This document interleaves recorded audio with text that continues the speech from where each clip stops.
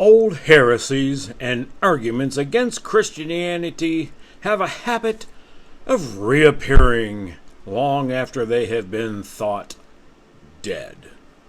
Somebody has commented that most objections to the faith were voiced by Celsus, who was relentlessly answered by Origen. Nevertheless, there is a sufficient appearance of plausibility in some of them to justify their being taken off the shelf, dusted down, and given a makeover. When this happens, they need fresh examination to save a new generation of readers from being taken in by them, and that's the goal of nearly every deconstructing apostate atheist out there, is that they want us to be taken in by their arguments. They are so astute, so clever, so winsome, so informed, that should any objection rise against them, well, you're just simpletons. You're just simpletons.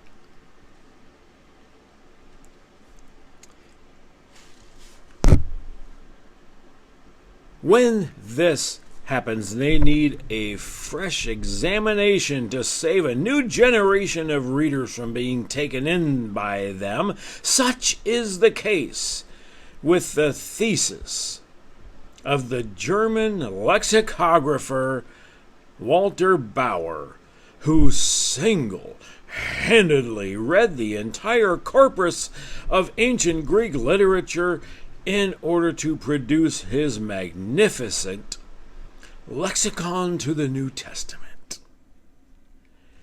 Its worth is entirely independent of the fact that its compiler was in some respects a radical critic who claimed on the basis of his researches into second century Christianity that there was no common set of orthodox beliefs in the various Christian centers, but rather a set of disparate theologies, out of which the strongest, associated with Rome,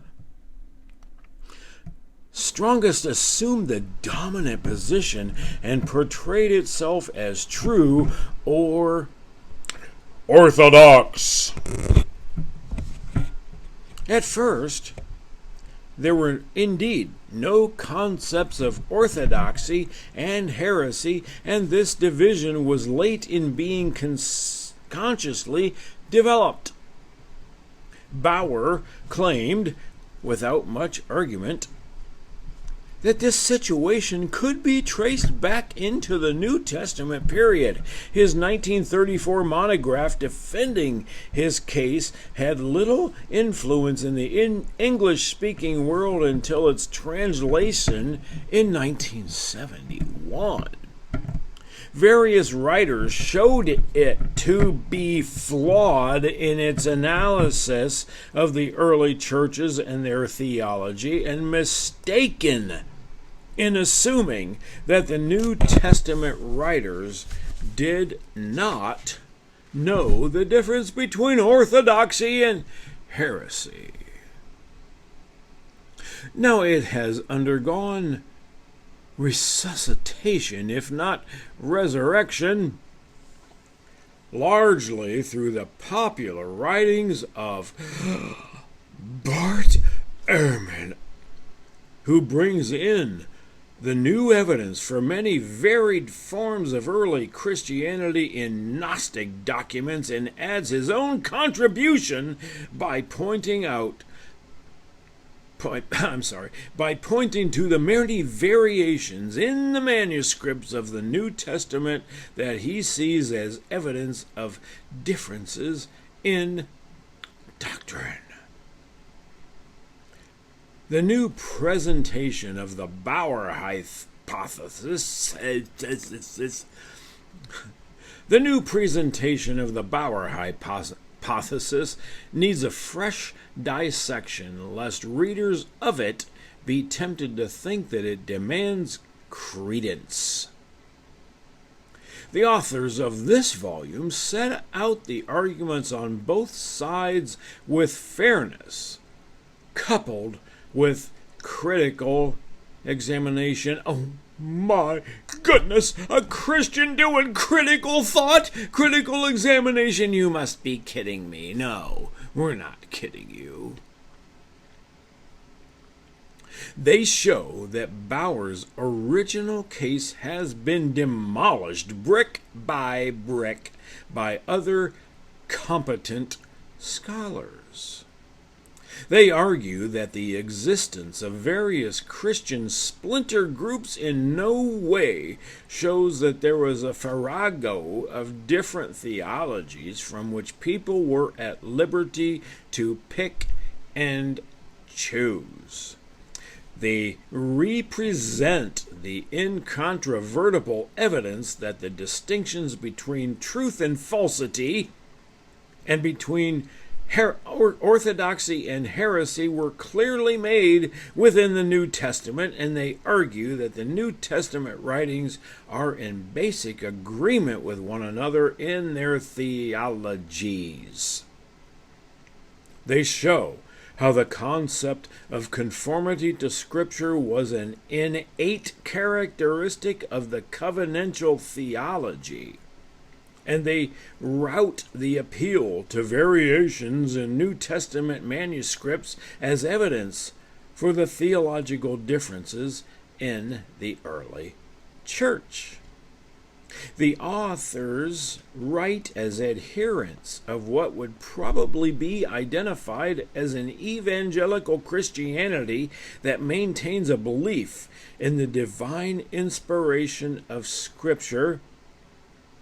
But, so far as I can see, their arguments are not dependent on this belief and rest on solid evidence and reasonable arguments, so that their case is one that should be compelling to those who may not share their theological position. They present their arguments clearly and simply, so that, although this book is based on wide and accurate scholarship, it should be widely accessible to readers who want to know about the themes they address. I am so grateful for this careful and courteous assessment of the issues at stake, and commend it most warmly to all who want to know more about the origins of Christian practice and theology. This is by I.